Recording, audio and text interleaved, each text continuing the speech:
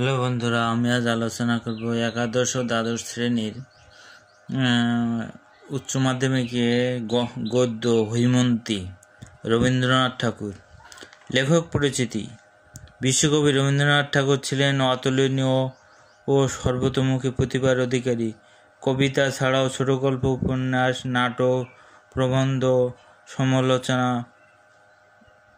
পত্র সাহিত্য, রম্য রচনা, ভ্রমণ কাহিনী, সঙ্গীত প্রতিটি বিভাগে রয়েছে তার অসামান্য প্রতিভা আর বিরল দৃষ্ট পরিচয়।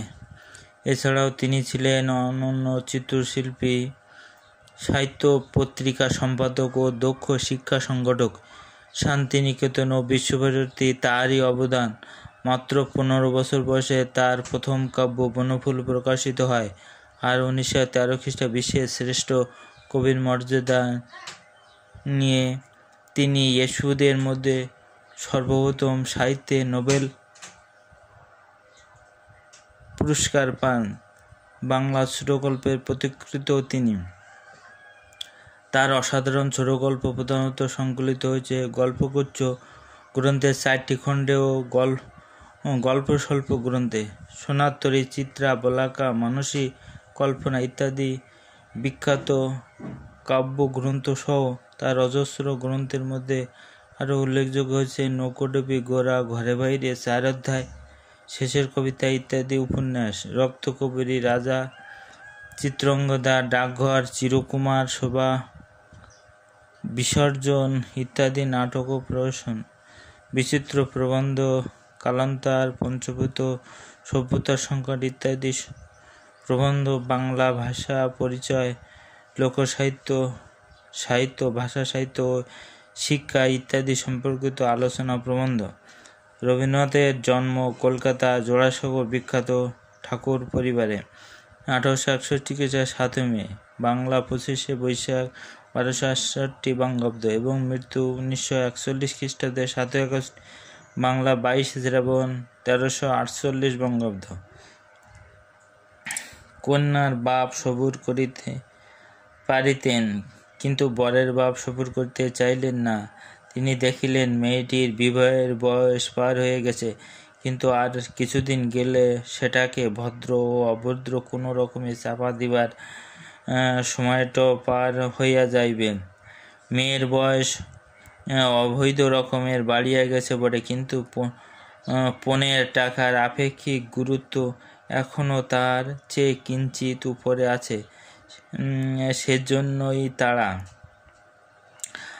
আমি ছিলাম বর, সুতরাং বিবাহ সম্বন্ধ আমার মতো যাচাই করা অনাবশ্যক ছিল। আমার কাজ আমি করিয়াছি, এফ.এ. পাশ করিয়া বৃত্তি পাইয়াছি। তাই প্রজাপতির 2 পক্ষ, কন্যাপক্ষ ও বরপক্ষ ঘন ঘন বিচলিত হইয়া উঠিল। আমাদের দেশে যে মানুষ একবার বিবাহ করিয়াছে, বিবাহ সম্বন্ধে তার মনে আর কোনো উদ্বেগ থাকে না।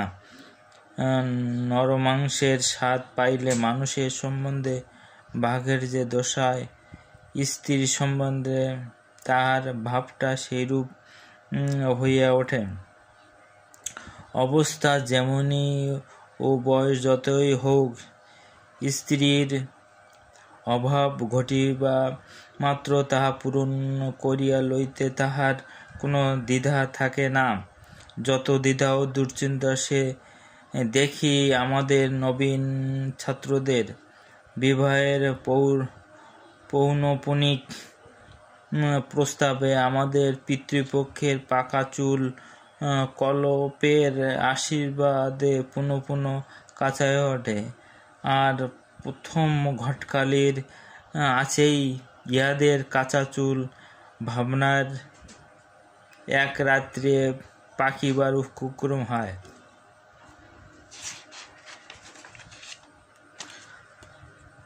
সত্য বলিতেছি, আমার মনে এমন বিষয় উদ্বেগ জন্মে নাই, বরঞ্চ বিবাহের কথায় আমার মনের মধ্যে যেন দক্ষিণে হাওয়া দিতে লাগিল। কৌতূহলী কল্পনার কিশলয়গুলির মধ্যে একটা যেন টানাটানি পড়িয়া গেল। যাহাকে বাক্যের ফ্রেঞ্চ রেভুলেশনের মোট 5-7 খাতা মুখস্থ করতে হইবে, তার পক্ষে এই ভাবটা দোষের।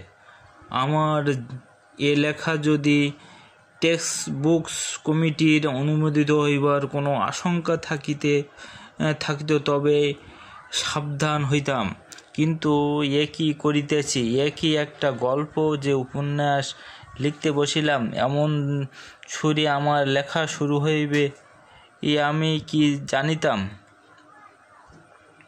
মনে ছিল কম বয়সের বেদনা যে মেঘ কালো হইয়া জমিয়া উঠিয়াছে, তাহাকে বৈশাখ সন্ধ্যায় ঝোড়ো বৃষ্টির মতো প্রবল বর্ষণে নিঃশেষ করিয়া দিব। কিন্তু না পারিলাম বাংলায় শিশুপাঠ্য বই লিখিতে, কারণ সংস্কৃত মুগ্ধবোধ ব্যাকরণ আমার পড়া নাই। আর না পারিলাম কাব্য রচনা করিতে, কারণ মাতৃভাষা আমার জীবনের মধ্যে এমন পুষ্পিত হয়ে ওঠে নাই যাহাতে নিজের অন্তরের বাহিরে টানিয়া আনিতে পারি। সেই জন্যেই দেখিতেছি আমার ভিতরকার শ্মশানচারী সন্ন্যাসীটা অট্টহাস্যে আপনাকে আপনি পরিহাস করিয়া বসিয়াছে। না করিয়া করিবে কি? আমার যে অশ্রু শুকাইয়া গেছে, জ্যৈষ্ঠের খরৌদ্রই তো জ্যৈষ্ঠের অশ্রুশূন্য রোদন। আমার সঙ্গে যাহার বিবাহ হয়েছে তার সত্য নামটা দিব না, কারণ পৃথিবীর ইতিহাসে তাহার নামটি লইয়া প্রত্নতাত্ত্বিকদের মধ্যে বিবাদের কোনো আশঙ্কা নাই। যে তাম্রশাসনে তার নাম খোদাই করা আছে সেটা আমার হৃদয়পট। কোনো কালে সে পট এবং সে নাম বিলুপ্ত হইবে এমন কথা আমি মনে করিতে পারি না, কিন্তু এই অমৃতলোকে তা অক্ষম হইয়া রহিল, সেখানে ঐতিহাসিক আনাগোনা নাই। আমার এ লেখা তাহার যেমন হোক একটা নাম চাই। আচ্ছা, তার নাম দিলাম শিশির, কেননা শিশিরে কান্না হাসি একেবারে এক হইয়া আছে, আর শিশিরের ভোরবেলাটুকুর কথা সকালবেলা আসিয়া ফুরাইয়া যায়। শিশির আমার সে কেবল 2 বছরের ছোট ছিল, অথচ আমার পিতা যে গৌরীদানের পক্ষপাতী ছিলেন না তা নয়, তার পিতা ছিল উগ্রভাবে সমাজবিরোধী। দেশের প্রচলিত ধর্মকর্মে কিছুতেই তার আস্থা ছিল না। তিনি কজিয়া ইংরেজি পড়িয়াছিলেন। আমার পিতা উগ্রভাবে সমাজের অনুগামী, মানিতে তার বাধে এমন জিনিস আমাদের সমাজে সদরে বা আনন্দে দেউড়ি বা খিড়কির পথে খুঁজিয়া পাওয়া দায়, কারণ ইনিও কষিয়া ইংরেজি পড়িয়াছিলেন। পিতামহ বা পিতার উভয়ের মতামত বিদ্রোহে 2 বিভিন্ন মূর্তি, কোনোটাই সরল স্বাভাবিক নয়। তবু বড় বয়সের মেয়ের সঙ্গে বাবা যে আমার বিবাহ দিলেন তার কারণ মেয়ের বয়স বড় বলিয়াই 15 অঙ্কটাও বড়। শিশির আমার শ্বশুরের একমাত্র মেয়ে। বাবার বিশ্বাস ছিল যে কন্যার পিতার সমস্ত টাকা ভাবি জামাতার ভবিষ্যতের গর্ভ পূরণ করিয়া তুলিতেছে। আমার শ্বশুরের বিশেষ কোনো একটা মতের বালাই ছিল না। তিনি পশ্চিমের এক পাহাড়ের কোনো রাজার অধীনে বড় কাজ করিতেন। শিশির যখন কোলে তখন আমার মার মৃত্যু হয়। মেয়ে বৎসর অন্তে এক বছর করিয়া বড় হইতেছে, তাহা আমার শ্বশুরের চোখেই পড়ে নাই। সেখানে তার সমাজের লোক কেউ ছিল না যে তার চোখে আঙুল দিয়া দেখাইয়া দিবে। শিশিরের বয়স যথাক্রমে 16 হইল, কিন্তু সেটা স্বভাবের 16, সমাজের 16 নয়। কেউ তাকে আপন বয়সের জন্য সতর্ক হইতে পরামর্শ দেয় নাই। সেও আপন বয়সটার দিকে ফিরিয়েও তাকাও নাই। কলেজ 3য় বছরে পা দিয়ে আমার বয়স 19। এমন সময় আমার বিবাহ হইল। বয়সটা সমাজের মতে বা সমাজ সংস্কারের মতো উপযুক্ত কিনা তাহা লইয়া আমার দুপক্ষ লড়াই করিয়া রক্তারক্তি করিয়া মরুক, কিন্তু আমি বলিতেছি, সে বয়সটা পরীক্ষা পাশ করিবার পক্ষে যত ভালো, বিবাহ সম্বন্ধে আসিবার পক্ষে কিছুমাত্র কম লাভ নয়। বিবাহের অরুণোদয় হইল একখানি ফটোগ্রাফ। আবাসে পড়া মুখস্থ করিতেছিলাম। একজন ঠাট্টায় সম্পর্কে আত্মীয় আমার টেবিলের উপর শিশিরের ছবিখানা রাখিয়া বলিলেন, এইবার সত্যিকার পড়ো, একেবারে ঘাড়মোড় ভাঙিয়া। কোনো একজন অনাড়ি কারিগরের তোলা ছবি। মা ছিল না, সুতরাং কেউ তার চুল টানিয়া বাঁধিয়া খোপায় জড়ি লাগাইয়া সাহাবা মল্লিক কোম্পানির জবরঙ্গ জ্যাকেট পরাইয়া বরপক্ষে চোখ ভুলাইবার জন্য জালিয়াতির চেষ্টা করে নাই। ভারী একখানি সাদাসিধা মুখ, সাদাসিধা দুটি চোখ এবং সাদাসিধা একটি শাড়ি, কিন্তু সমস্তটি লইয়া কি যে মহিমা সে আমি বলিতে পারি না। যেমন তেমন একখানি চৌকিতে বসিয়া, পিছনে একখানা ডোরা দাগ কাটা শতরঞ্জ ঝোলানো, পাশে একটা টিপের উপর ফুলদানিতে ফুলের তোড়া, আর গালিচার উপরে শাড়ির বাঁকা পাপড়িটির নিচে দুখানি খালি পা। পটের ছবিটির উপর আমার মনের সোনার কাঠি লাগাইতেছি, সে আমার জীবনের মধ্যে জাগিয়া উঠিল। সেই কালো দুটি চোখ আমার সমস্ত ভাবনার মাঝখানে কেমন করিয়া চাহিয়া রইল, আর সেই বাঁকা পাড়ের নিচেকার দুখানি খালি পা আমার হৃদয়কে আপন পদ্মাসনে করিয়া লইল। পঞ্জিকার পাতা উল্টাইতে থাকিল। 2-3টা বিবাহের লগ্ন পিছিয়া যায়। শ্বশুরের ছুটি আর মেলে না। ওদিকে সামনে একটা অকাল 4-5টা মাস জুড়িয়া আমার আইবুড়ো বয়সের সীমানাটা 19 বছর হইতে অনর্থক 20 বছরের দিকে ঠেলিয়া দিবার চক্রান্ত করিতেছে। শ্বশুরও তার মনিবের উপর রাগ হইতে লাগিল। যা হোক, অকালেই ঠিক পূর্ব লগ্নটাতে আসিয়া বিবাহের দিন ঠেকিল। সেদিনকার সানাইয়ের প্রত্যেক টানটি যে আমার মনে পড়িতেছে, সেদিনটার প্রত্যেক মুহূর্তটিকে আমি আমার সমস্ত চৈতন্য দিয়ে স্পর্শ করিয়াছি। আমার সেই 19 বছরের বয়সটি আমার জীবনের অক্ষয় হইয়া থাক। বিবাহ সভায় চারিদিকে হট্টগোল, তাহারই মাঝখানে কন্যার কোমল হাত দুটি আমার হাতের উপর পড়িল। এমন আশ্চর্য আর কি আছে? আমার মন বারবার করিয়া বলিতে লাগিল, আমি পাইলাম, আমি ইহাকে পাইলাম। কাহাকে পাইলাম? এ যে দুর্লভ, এ যে মানবী, ইহার রহস্যের কি অন্ত আছে? আমার শ্বশুরের নাম গৌরীশঙ্কর। সেই হিমালয়ে বাস করিতেন। সেই হিমালয়ের তিনি যেন মিতা। তাহার গাম্ভীর্যের শিখরদেশ একটি স্থির হাস্য শুভ্র হইয়াছিল। আর তাহার হৃদয়ের ভিতরটিকে ছিনিয়ে যে একটি প্রচ্ছবন ছিল, তার সন্ধান যাহারা জানিত তাহারা তাহাকে ছাড়িতে চাইত না। কর্মক্ষেত্রে ফিরিবার পূর্বে আমার শ্বশুর আমাকে ডাকিয়া বলিলেন, বাবা, আমার মেয়েটিকে আমি 17 বছর ধরিয়া জানি, আর তোমাকে এই কটি দিন মাত্র জানিলাম, তবু তোমার হাতেই যে ও রইল।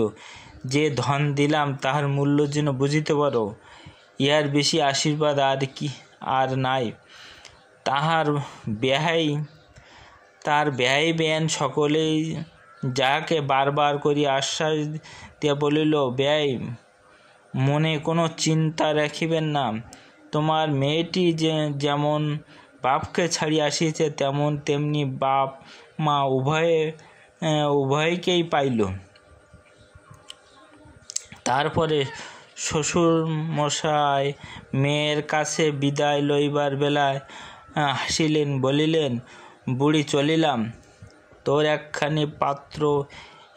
তোর একটিমাত্র এই বাপ, আজ হইতে ইহার যদি কিছু ক্ষয় যায় বা চুরি যায় বা নষ্ট হয়, আমি তার জন্য দায়ী নই। মেয়ে বলিল, তাই বই কি, তোমার একটু যদি লোকসান হয় তোমাকে আর ক্ষতিপূরণ করিতে হইবে। অবশেষে নিত্য তাহার সেসব বিষয়ে বিভ্রাট ঘটে। বাপকে সে সম্বন্ধে সে বারবার সতর্ক করিয়া দিল। তাহার সম্বন্ধে আমার শ্বশুরের যথেষ্ট সংযত ছিল না। গুটি কয়েক অপত্য ছিল, তাহার প্রতি তার বিশেষ আসক্তি। বাপকে সেই সমস্ত প্রলোভন হইতে যথাসম্ভব ঠেকাইয়া রাখা মেয়ের এক কাজ ছিল। তাই আজ সে বাপের হাত ধরিয়া উদ্বেগের সহিত বলিল, বাবা, তুমি আমার কথা রাখবে? বাবা হাসিয়া বলিলেন, মানুষ পণ করে পণ ভাঙিয়া ফেলিয়া হাঁপ ছাড়িবার জন্য, অতএব কথা না দেওয়াই সবচেয়ে নিরাপদ। তারপরে বাপ চলিয়া আসিলে ঘরে কবাট পড়িল। তারপরে কি হইল কেউ জানে না। বাপ ও মেয়ের অশ্রুহীন বিদায় ব্যাপার পাশের ঘর হইতে কৌতূহলী অন্তঃপুরের দল দেখিল ও শুনিল। অবাক কাণ্ড! খোট্টার দেশে থাকিয়া খোট্টা হয়ে গিয়াছে, মায়া মমতা একেবারে নাই। আমার শ্বশুরের বন্ধু বনমালী বাবুই আমাদের বিবাহের ঘটকালি করিয়াছিলেন। তিনি আমাদের পরিবারেরও পরিচিত। তিনি আমার শ্বশুরকে বলিয়াছিলেন, সংসারে তোমার তো এই একটি মেয়ে, এখন ইহাকেই পাশে বাড়ি লইয়া এইখানেই জীবনটা কাটাও। তিনি বলিলেন, যাহা দিলাম তাও উজাড় করিয়াই দিলাম, এখন ফিরিয়া তাকাইতে গেলে দুঃখ পাইতে হইবে। অধিকার ছাড়িয়া দিয়া অধিকার রাখিতে যাইবার মতো এমন বিড়ম্বনা আর নাই। সবশেষে আমাকে নিভৃতে লইয়া গিয়া অপরাধীর মতো সংকোচনে বলিলেন, আমার মেয়েটির বই পড়িবার শখ এবং লোকজনকে খাওয়াইতেই বড় ভালোবাসে। এজন্য ব্যয়কে বিরক্ত করিতে ইচ্ছা করি না। আমি মাঝে মাঝে তোমাকে টাকা পাঠাইব। তোমার বাবা জানিতে পারিলে কি রাগ করিবেন? প্রশ্ন শুনিয়া কিছু আশ্চর্য হইলাম।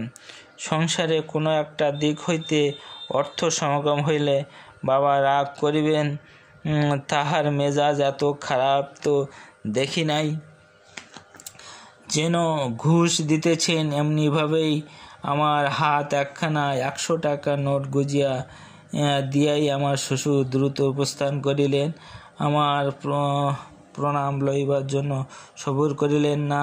পিছন হইতে দেখিতে পাইলাম একবার পকেট হইতে রুমাল বাহির হইল। আমি স্তব্ধ হইয়া বসিয়া ভাবিতে লাগিলাম। মনে বুঝিলাম ইহারা অন্য জাতের মানুষ।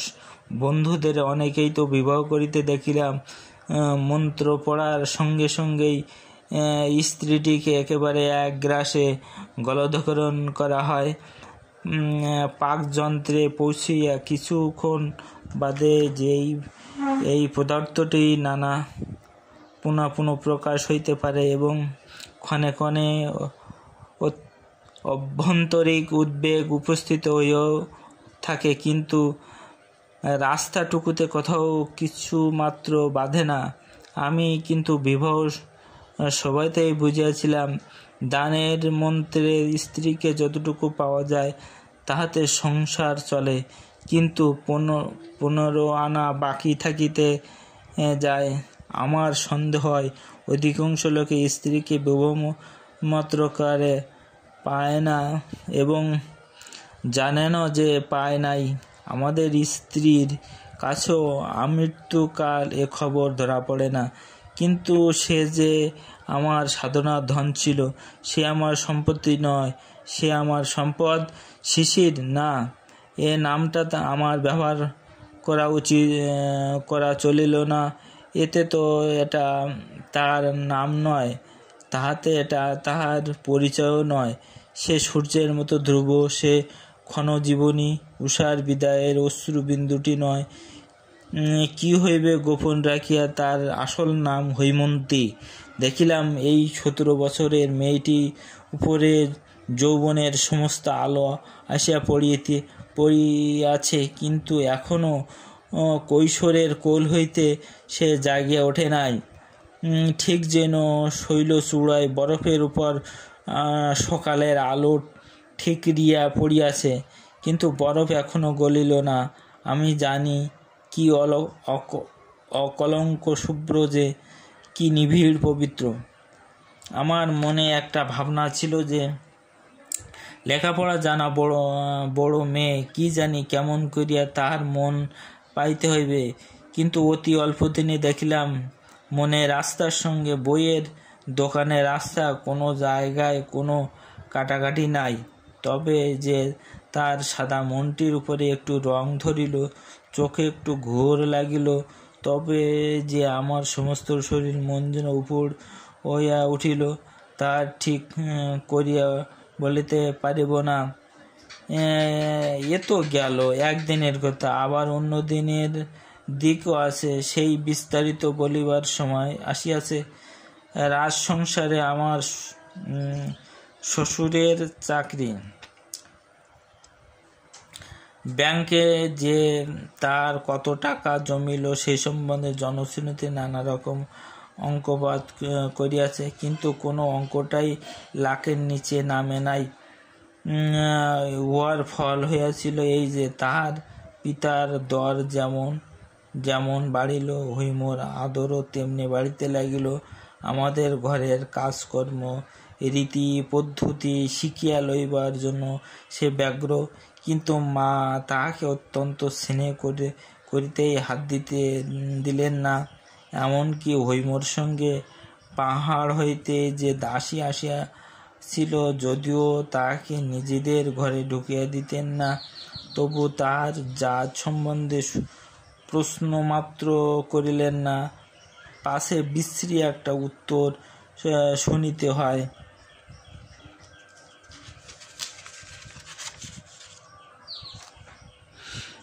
এমনিভাবে দিন চলিয়া যাইতে পারিত, কিন্তু হঠাৎ একদিন বাবার মুখ ঘোর অন্ধকার দেখা গেল।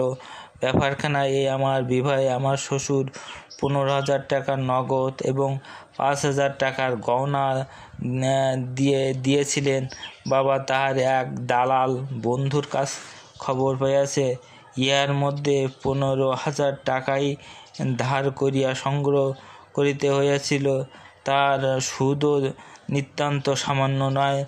লাখ টাকার গুজব তো একেবারেই ফাঁকি। যদিও আমার শ্বশুরের সম্পত্তির পরিমাণ সম্বন্ধে আমার বাবার সঙ্গে তার কোনোদিনই কোনো আলোচনাই হয়নি, তবু বাবা জানি না কোন যুক্তিটি ঠিক করিলেন, তাহার বেয়াই তাকে ইচ্ছাপূর্বক প্রবঞ্চনা করিয়াছেন। তারপরে বাবার একটা ধারণা ছিল, আমার শ্বশুর রাজার প্রধানমন্ত্রী গোছের একটা কিছু খবর লইয়া জানিলেন, তিনি সেখানকার শিক্ষা বিভাগের অধ্যক্ষ। বাবা বলিলেন, অর্থাৎ স্কুলের হেডমাস্টার। সংসারে ভদ্র পদ যতগুলো আছে তার মধ্যে সবচেয়ে ওচা। বাবার বড় আশা ছিল শ্বশুর আজ বাদে কাল কাজে অবসর লইবেন, তখন আমি রাজমন্ত্রী হব। এখন সময় রাস উপলক্ষে দেশের কুটুম্বরা আমাদের কলিকাতার বাড়িতে আসিয়া জমা হইলেন। কন্যাকে দেখিয়া তাদের মনে একটা কানাকানি পড়িয়া গেল। কানাকানি ক্রমে অস্ফুট হইতে স্পষ্ট হইয়া উঠিল। দূর সম্পর্কের কোনো এক দিদিমা বলিয়া উঠিলেন, শাড়িমা কপাল আমার, নাচবো যে বয়সে আমাকে হার মানাইল। আর এক দিদিমা শ্রীমা বলিলেন, আমাদের যদি হার না মানাইবে তবে অপু বাহির হইতে বউ আনিতে যাইবে কেন? আমার মা খুব জোরের সঙ্গে বলিয়া উঠিলেন, ও মা, সে কি কথা? বৌমার বয়স হবে 11 বই তো নয়। এই আসছে ফাল্গুনে 12 পা দেবে। খোটার দেশে ডাল রুটি খাইয়া মানুষ, তাই অমন বাড়ন্ত হইয়া উঠিয়াছে। দিদিমারা বলিলেন, বাছাই, এখনও চোখে তো কম তো দেখি না। কন্যাপক্ষ নিশ্চয়ই আমাদের কাছে বয়স বাড়াইয়াছে। মা বলিলেন, আমরা যে কোষ্ঠী দেখিলাম কথাটা সত্য, কিন্তু কোষ্ঠীতেই প্রমাণ আছে মেয়ের বয়স 17। প্রবীণরা বলিলেন, কোষ্ঠীতে কি আর ফাঁকি চলে না? এই লইয়া ঘোর তর্ক, এমনি বিবাদ হইয়া গেল। এমন সময় সেখানে হৈম আসিয়া উপস্থিত। কোন এক দিদিমা জিজ্ঞাসা করিল, নাথবউ, তোমার বয়স কত বলো তো? মা তাহাকে চোখ টিপিয়া ইশারা করিয়া, হৈম তার অর্থ বুঝিল না, বলিল 17। মা ব্যস্ত হয়ে বলিয়া উঠিলেন, তুমি জানো না? হৈম বলল, আমি জানি আমার বয়স 17। দিদিমার পরস্পরের গা টিপাটিপি করিলেন। বধূর নির্বুদ্ধিতায় রাগিয়া উঠিয়া মা বলিলেন, তুমি তো সব জানো, তোমার বাবা যে বলিলেন তোমার বয়স 11। হৈম চমকে উঠিল। বাবা বলিলেন? কখনো না। মা বলিলেন, অবাক করিল। বেয়াই আমার সামনে নিজের মুখে বলিল, আর মেয়ে বলে কখনো না। এই বলিয়া আর একবার চোখ টিপিলেন। এবার হৈম ইশারা মানে বুঝিল। স্বর আরো দৃঢ় করে গেল, বাবা এমন কথা কখনোই বলিতে পারেন নাই। মা গলা চড়াইয়া বলিলেন, তুই আমাকে মিথ্যাবাদী বলিতে চাস? হৈম বলিল, আমার বাবা তো কখনোই মিথ্যা বলেন না। ইহার পরে মা যতই গালি দিতে লাগিল, কথাটা কালি ততই গড়াইয়া ছড়াইতে চারিদিকে লেপিয়া গেল। মা রাগ করিয়া বাবার কাছে তার বধূর মূঢ়তা এবং ততোধিক একগুঁয়েমির কথা বলিয়া দিলেন। বাবা হৈমকে ডাকিয়া বলিলেন, আইবুড়ো মেয়ের বয়স 17, এটা কি খুব একটা গৌরবের কথা? তাই ঢাক পিটিয়ে বেড়াতেই হবে? আমাদের এখানে এখন চলিবে না বলিয়া রাখিতেছি। হায় রে, আমাদের বৌমার প্রতি বাবার সেই মধুমাখা পঞ্চম স্বর আজ একেবারে এমন বাজখাই খাদে নামিল কেমন করিয়া? হৈম ব্যথিত হইয়া প্রশ্ন করিল, কেউ যদি বয়স জিজ্ঞাসা করে কি বলিব? বাবা বলিলেন, মিথ্যা বলিবার দরকার নেই, তুমি বলিও আমি জানি না, আমার শাশুড়ি জানেন। কেমন করিয়া মিথ্যা বলিতে না হয় সেই উপদেশ শুনিয়া হৈম এমন ভাবে চুপ করিয়া রহিল যে বাবা বুঝিলেন তার সদুপদেশটা একেবারে বাজে খবর হইল। হৈম দুর্গতির দুঃখ দুঃখ করিব কি, তার কাছে আমার মাথা হেঁট হইয়া গেল। সেদিন দেখিলাম যে শরৎ প্রভাতের আকাশের মতো তার চোখের সেই সরল উদাস দৃষ্টি একটা কি সংশয়ের ম্লান হইয়া গেছে। ভীত হরিণীর মতন সে আমার মুখের দিকে চাইল, ভাবিল আমি ইহাদিকে চিনি না। সেদিন একখানা শৌখিন বাছাই করা ইংরেজি কবিতার বই তাহার জন্য কিনে আনিছিলাম। বইখানি সে হাতে করিয়া লইল এবং আস্তে আস্তে কোলের উপর রাখিয়া দিল। একবার খুলেও দেখিল না। আমি তাহার হাতখানি তুলিয়া ধরিয়া বলিলাম, হৈম, আমার উপর রাগ করিও না, আমি তোমার সত্যে কখনো আঘাত করিব না, আমি যে তোমার সত্যের বাঁধনে বাঁধা। হৈম কিছু না বলিয়া একটুখানি হাসিল। সে হাসি বিধাতা যাহাকে দিয়েছেন তাহার কোনো কথা বলিবার দরকার নাই। পিতার আর্থিক উন্নতির পর হইতে দেবতার অনুগ্রহে স্থায়ী করিবার জন্য ন্যূনত উৎসাহে আমাদের বাড়িতে পূজার্চনা চলিতেছে। এ পর্যন্ত যে সমস্ত ক্রিয়া কোনো বাড়ির বধূকে ডাক পড়িয়া যায়, নতুন বধূর প্রতি একদিন পূজা সাজাইবার আদেশ হইল। সে বলিল, মা, বলিয়া দাও কি করিতে হইবে। ইহাতে কারোর মাথায় আকাশ ভাঙিয়া পড়িবার কথা নয়, কারণ সকলেই জানা ছিল মাতৃহীন কন্যা, প্রবাসে মানুষ। কিন্তু কেবলমাত্র হৈমকে লজ্জিত করাই এই আদেশের হেতু। সকলেই গালে হাত দিয়া বলিল, ওমা, একই কাণ্ড, এ কোন নাস্তিকের ঘরের মেয়ে, এবার এ সংসার হইতে লক্ষ্মী ছাড়িল, আর দেরি নাই। এই উপলক্ষে হৈমর বাপের উদ্দেশ্যে যাহা না বলিবার তাহা বলা হইল।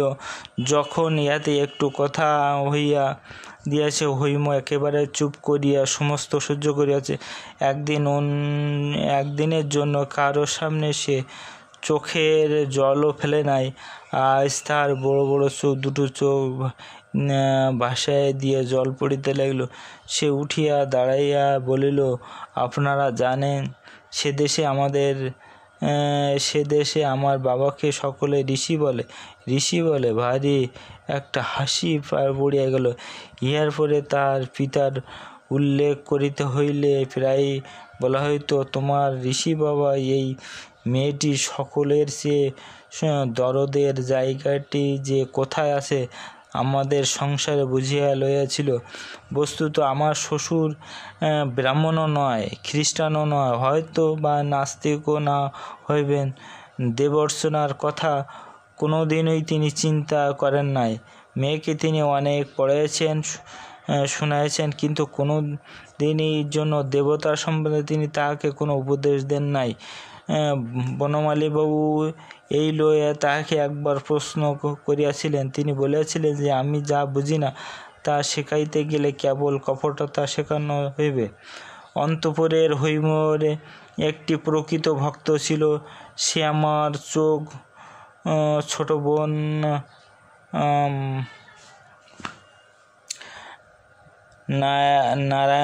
নারায়ণী বৌদিদিকে ভালোবাসে বলিয়া তাহাকে অনেক গঞ্জনা সইতে হইয়াছিল। সংসার যাত্রার হৈমর সমস্ত অপমানের পালা আমি তাহার কাছেই শুনিতে পাইলাম। একদিনের জন্য আমি হৈমর কাছে শুনি নাই। সেসব কথা সংকোচে সে গুনিয়ে আনিতে পারিত না। সেই সংকোচের নিজের জন্য নহে। হৈম তাহার বাপের কাছ হইতে যত চিঠি পাইত সমস্ত আমাকে পড়িতে দিত। চিঠিগুলি ছোট ছোট কিন্তু রসে ভরা। সেও বাপকে যত চিঠি লিখিত সমস্ত আমাকে দেখাইত। বাপের সঙ্গে তাহার সম্বন্ধটি কি আমার সঙ্গে ভাগ করিয়া না লইলে তাহার দানপত্র যে পূর্ণ হইতে পারিত না। তার চিঠিতে শ্বশুরবাড়ি সম্বন্ধে কোনো নালিশের ইয়াসটুকু ছিল না। থাকিলে বিপদ ঘটিতে পারিত। নারায়ণীর কাছে শুনিয়াছি যে শ্বশুর বাড়ির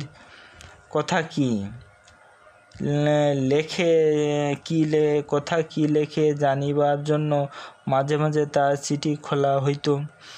চিঠির মধ্যে অপরাধের কোনো প্রমাণ না পাইয়া অপর আল্লাহের মন যে শান্ত হইয়াছিল তা নয়, বোধ করিয়া তাহাকে তাহারা আশাভঙ্গের দুঃখই পাইয়াছিল।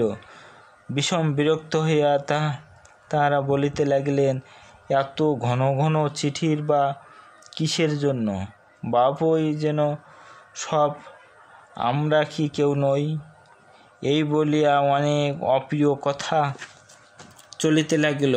আমি ক্ষুব্ধ হইয়া হৈমকে বলিলাম, তোমার বাবার চিঠি আর কাউকে না দিয়ে আমাকে দিও, কলেজে যাইবার সময় আমি পোস্ট করিয়া দিব। হৈম বিস্মিত হইয়া জিজ্ঞাসা করিল, কেন? আমি লজ্জায় তার উত্তর দিলাম না। বাড়িতে এমন সকলে বলিতে আরম্ভ করিল যে এইবার অপুর মাথা খাওয়া হইল, বিয়ের ডিগ্রি শিকার তোলা হইল, ছেলেই বা দোষ কি? সে তো বটেই, দোষ সকলে সমস্তই হৈমর। তার দোষ যে তার বয়স 17, তার দোষ আমি তাহাকে ভালোবাসি, তার দোষে বিধাতার এই বিধি। তাই আমার হৃদয়ের রন্ধ্রে রন্ধ্রে সমস্ত আকাশ আজ বাঁশি বাজাইতেছে। বিয়ের ডিগ্রি অকাতর চিত্তে আমি চুলোই দিতে পারিতাম, কিন্তু হৈমর কল্যাণের পণ করিলাম, পাশ করিবই এবং ভালো করিয়াই পাশ করিব। এই পণ রক্ষা করা আমার যে অবস্থা সে সমস্ত পর বোধ করিয়াছিল। তার দুইটি কারণ ছিল। এক তো হৈমর ভালোবাসার মধ্যে এমন একটি আকাশের ছিল যে বিস্তীর্ণ অশান্তির মধ্যে সে মনকে জড়াইয়া রাখিত না। সে ভালোবাসার চারিদিকে ভারী একটা স্বাস্থ্যকর হাওয়া বহিত। দ্বিতীয়, পরীক্ষার জন্য সে বইগুলি পড়ার প্রয়োজন, তা হৈমর সঙ্গে একসঙ্গে মিলিয়া পড়া অসম্ভব ছিল না। পরীক্ষা পাশের উপযোগে কোমর বাঁধিয়া লাগিলাম। একদিন রবিবার মধ্যাহ্নে বাহিবার ঘরে বসিয়া মার্টিনের চরিত্রগুলো বইখানি বিশেষ লইলেন, মধ্যপদগুলো ফাটিয়া ফেলিলাম। নীল পেন্সিলে লাঙ্গল চলাইতেছিলাম, এমন সময় বাইরে দেখে হঠাৎ আমার চোখ পড়িল। আমার ঘরের সম্মুখে আঙিনায় উত্তর দিকে অন্তঃপুরে উঠিবার একটা সিঁড়ি, তারই গায়ে মাঝে মাঝে গরাদে দেওয়া একটা জানালা। দেখি তাতে একটি জানলা। হৈম চুপ করিয়া বসিয়া পশ্চিম দিকে চাহিয়া। সেদিন মল্লিকের বাগানে কাঞ্চন গাছ গোলাপি ফুলে আচ্ছন্ন। আমার বুক ধক করিয়া একটা ধাক্কা দিল। মনের মধ্যে একটা অনবাধ্যতার আবরণ ছিঁড়িয়া পড়িয়া গেল। এই নিঃশব্দে গম্ভীর বেদনার রূপটি আমি একদিন এমন স্পষ্ট করিয়া দেখি নাই। কিন্তু না, আমি কেবল তার বসিবার ভঙ্গিটুকু দেখিতে পাইছিলাম। কোলের উপর একটি হাতের উপর আর একটি হাত স্থির পড়িয়া আছে, মাথাটি দেওয়ালের উপর হেলানো, খোলা চুল বাম কাঁধের উপর দিয়া বুকের উপর ঝুলিয়া পড়িয়াছে। আমার বুকের ভিতরটা হু করে উঠিল। আমার নিজের জীবনটা এমনি কানায় কানায় ভরিয়াছে যে আমি কোথাও কোনো শূন্যতা লক্ষ্য করিতে পারি নাই। আজ হঠাৎ আমার অত্যন্ত নিকটে অতি বৃহৎ একটা নৈরাশ্যের গহ্বর দেখিতে পাইলাম। কেমন করিয়া কি করি আমি তা পূরণ করিব? অনেকের তো কিছুই ছাড়িতে হয় নাই, না আত্ম, না অভ্যাস, না কিছু। হৈম যে সমস্ত ফেলিয়া আমার কাছে আসিয়াছে সেটা এতখানি তাহা আমি ভালো করিয়াই জানি। আমাদের সংসারে অপমানের কণ্টক শয়ন এসে বলিয়া সে শয়ন আমিও তার সঙ্গে সঙ্গে করিয়া লইয়াছি। সে দুঃখে হৈময়ের সঙ্গে আমার যোগ ছিল, তাতে আমাদিগকে পৃথক করে নাই। কিন্তু ওই গিরিনন্দিনী 17 বছর কাল অন্তরে বাহিরে কত বড় একটা মুক্তির মধ্যে মানুষ হয়েছে, সে নির্মল সত্য উদার আমাকে তার প্রকৃতির এমন ঋতু শুভ্র ও সফল হয়ে পড়িয়াছে। তা হইতে হৈম যে কিরূপ রীতি নিয়তিশয় ও নিষ্ঠুর বিয়োগে বিচ্ছিন্ন হইয়াছে এতদিন তা আমি সম্পূর্ণ অনুভব করিতে পারি নাই, কেননা সেখানে তার সঙ্গে আমার সমান আসন ছিল না। হৈম যে অন্তরে মুহূর্ত মরিতেছিল তাহাকে আমি সব দিতে পারি নাই, কিন্তু মুক্তি দিতে পারি না, তা আমার নিজের মধ্যে কোথায়?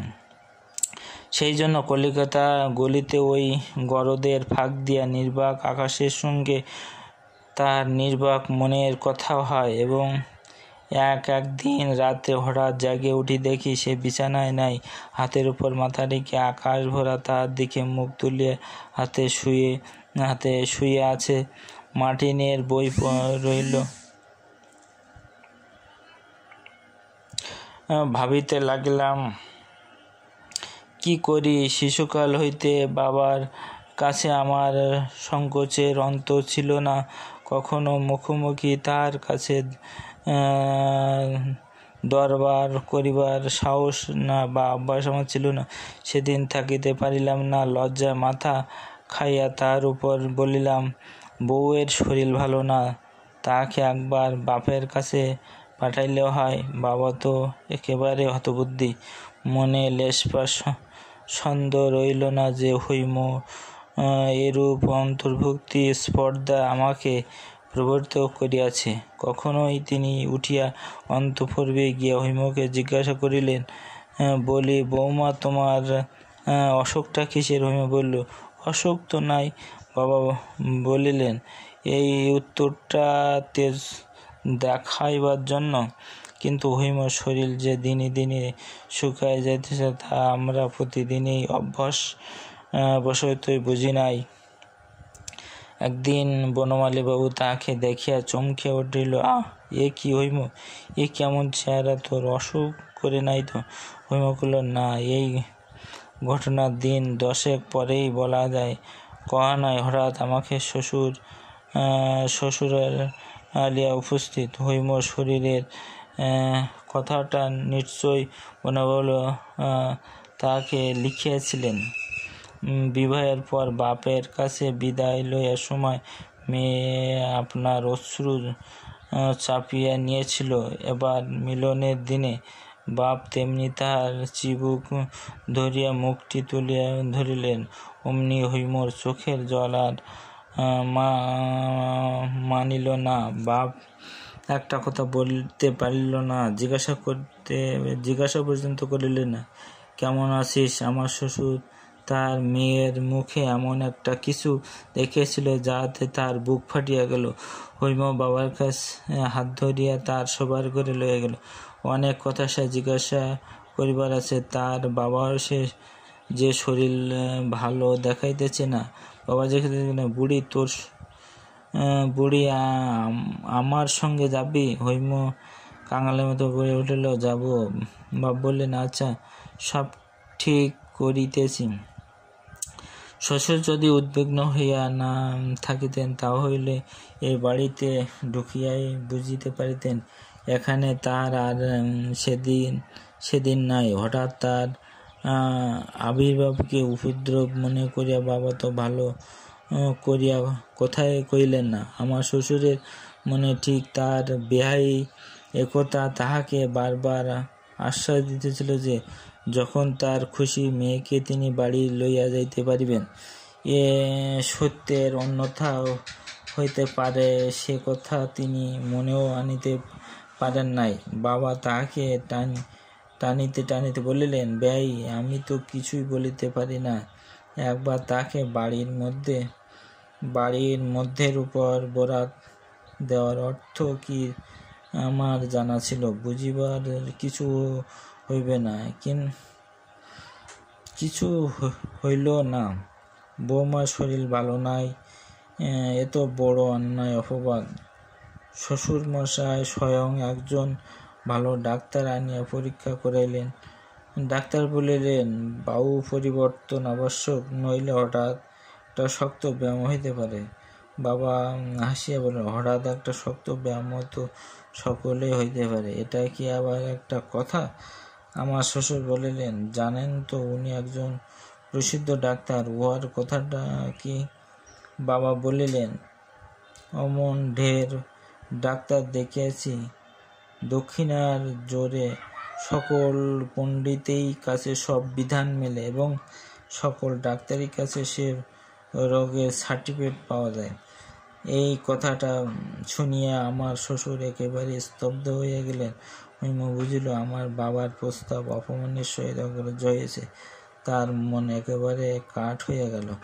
আমি আর সইতে পারিলাম। বাবার কাছে গিয়ে বলিলাম, হৈমকে আমি লইয়া যাইব। বাবা গর্জিল, বটে রে, ইত্যাদি ইত্যাদি।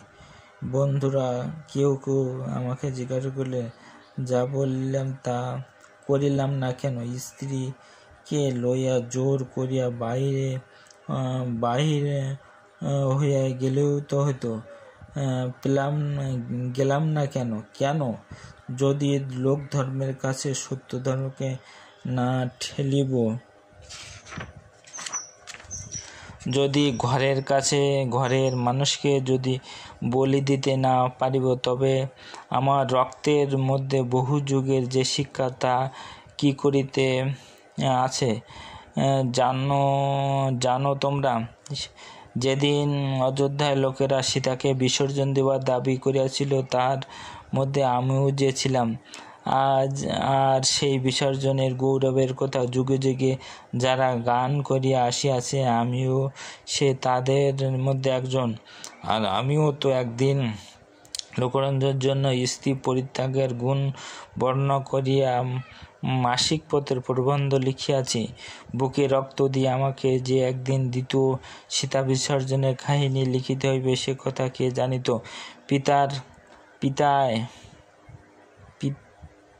পিতায় কন্যায় আর একবার বিদায়ের ক্ষণ উপস্থিত হইল। একেবারেই দুজনেই মুখে হাসি।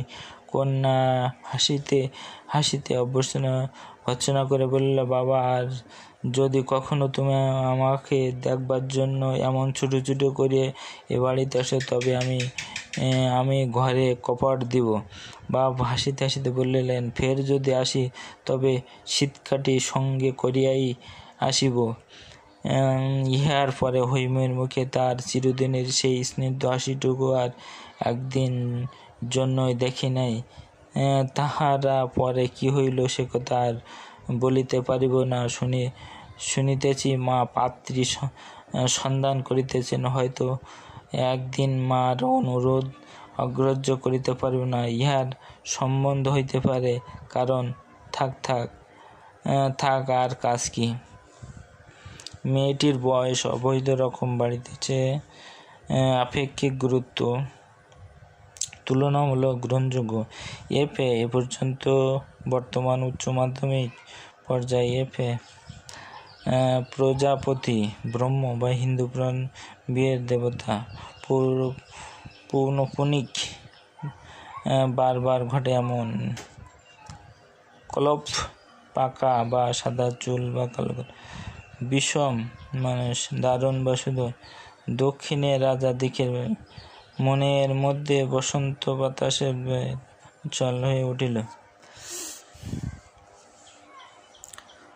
প্রত্নতাত্ত্বিক শ্মশানচারী, শ্মশানে বিচরণ করে এমন। প্রত্নতাত্ত্বিক প্রাচীন ধ্বংস বা মুদ্রা ইত্যাদি। তাম্র শাসন, তামার পাতে খোদাই করা পূর্ণ গৌরদান। কোশিয়া পূর্ণ ধরনের খুব খিড়ি, অনাড়ি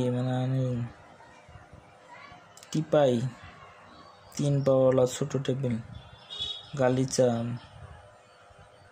পদ্মাসন 2 পা মুড়িয়ে বসার ভঙ্গিতে, অকাল, বিয়ের ইত্যাদি সুযোগ অনুপযুক্ত বলে, প্রসরণ মানে ঝর্ণা, অন্তঃপুরিতে মানে মহলের খোট্টা মানে নির্দার্দে হিন্দিভাষী লোক,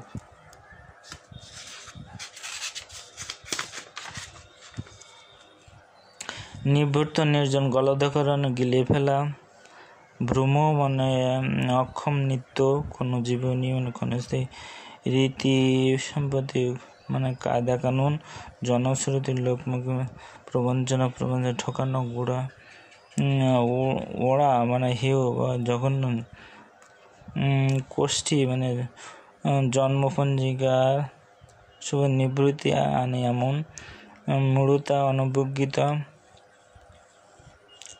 দুর্গতি, দুর্ভোগ, সংশয়, নাস্তিক, ঈশ্বরে বিশ্বাসী নয় এমন, প্রবাস, বিদেশ বসবাস, কটুকতা মানে তিরস্কার, বিরক্ত দেখে নেবেন, স্পর্ধা মানে দুঃসাহস, আবির্ভাব ঘটা, উপদ্রব, অহেতুক উৎপাদ, বাড়ির মধ্যে রক্তশ্যামা, কঠিন, দক্ষিণ জোরে, টাকা পয়সা জোরে, কাট হয়ে গেল। বন্ধুরা, আমার ভিডিওটি ভালো লাগলে লাইক এবং সাবস্ক্রাইব দেবেন। বাগধারা, চাপা দেওয়া, গোপন কথা, কানাকানি, গোপন পরামর্শ, কষিয়া নজর দিয়ে উপরের সঙ্গে ভালোবাসা, মন দেওয়া, সম্পত্তি পড়া, বেড়ে ওঠা এমন, ঢাক দেওয়া, সব বাস খায়, কর্ষক কিছু, মাথা খাওয়া মানে বিপদে দেওয়া, সর্বনাশ, শিকায় তোলা মানে স্থগিত, চুলো যাওয়া মানে গলে যাওয়া, বুক পটিয়া। উৎসব, রবীন্দ্রনাথ হৈমন্ত গল্পটি প্রথম প্রথম প্রকাশিত হয়। হৈমন্তে এক স্বভাবকালে পবিত্র মাধুর্যে লাবণ্যময়ী মেয়ের কাহিনী। এগুলো একটু দেখে নেবেন, এইগুলো একটু দেখে